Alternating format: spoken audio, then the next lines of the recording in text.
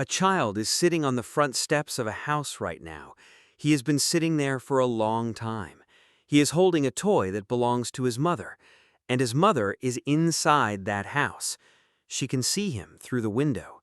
She cannot open the door. That child's name is George. His mother's name is Penny. And the game you have been playing for years, where you run from a pink monster with a baseball bat, is the story of a mother who cannot reach her own son, and the man who did this to her has never been chased through a single chapter, not once. Stay with me, because what I am about to tell you will completely change how you see this game forever.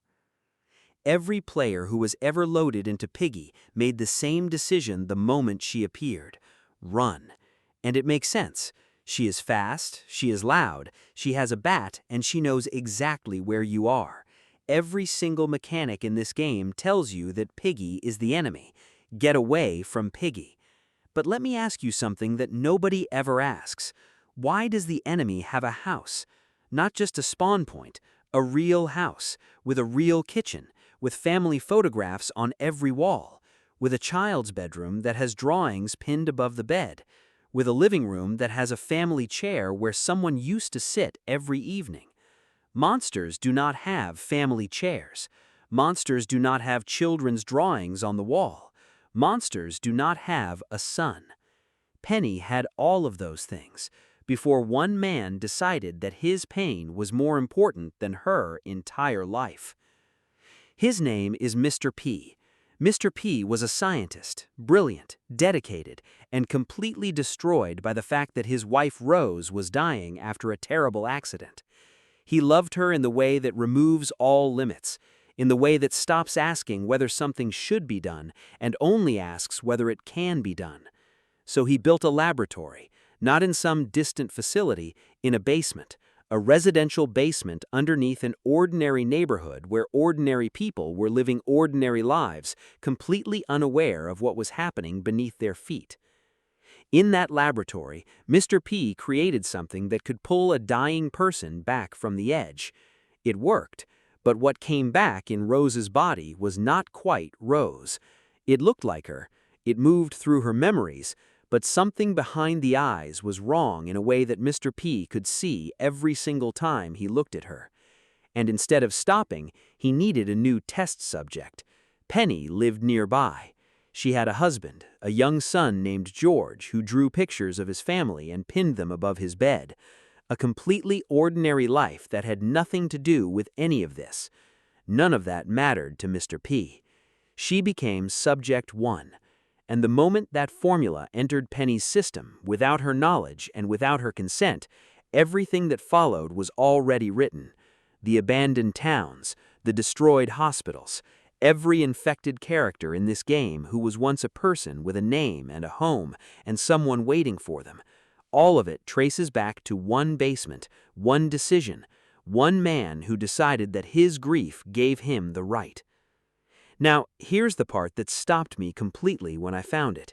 Penny did not disappear when she got infected. She is still inside, aware, watching, trapped behind the infection like someone pressed against glass they cannot break through.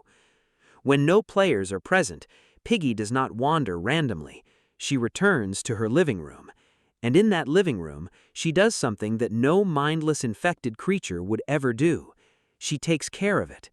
Every other location in this game is covered in dust and decay and abandonment, but Piggy's living room is clean. The photographs on the wall are straight.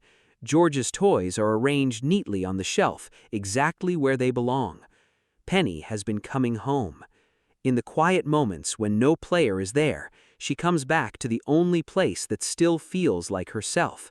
She straightens the photographs. She arranges her son's toys. She sits in the family chair. And then a player spawns in, and she loses control again. She can see it happening. She cannot stop it. Think about every single time you ran from Piggy. Every time you looked back over your shoulder and saw her behind you. Behind those infected eyes, Penny was there, watching you run from her in her own home, watching the fear on your face, knowing she's the one causing it. knowing that somewhere in this same game, her son is wandering through an apocalypse looking for her. George has been searching for his mother across every chapter, a child holding his favorite toy, walking through the wreckage of everything that one man's decision destroyed. Penny can see George every time he gets near. She recognizes him instantly. Something in the infection cannot erase a mother recognizing her own child. But recognition does not equal control. She can see him, she cannot reach him. And the man responsible for all of this is sitting in a laboratory right now, still working, still researching, safe behind closed doors while Penny chases strangers through her own kitchen and George sits on the front steps waiting for someone who can see him through the window but cannot open the door. Mr. P has never been infected, never been chased, never lost anything except the specific version of Rose he wanted back. Penny lost everything because she lived nearby. That is the most disturbing thing about this entire game. Not the infection, not the monsters. The fact that the most dangerous character in this story is completely unreachable. You cannot run from Mr. P. He never comes after you directly. He just makes decisions in basements and lets everything else follow. So next time you load into Piggy's house, next time those footsteps start and your hand goes to the keyboard ready to run, take 1 second.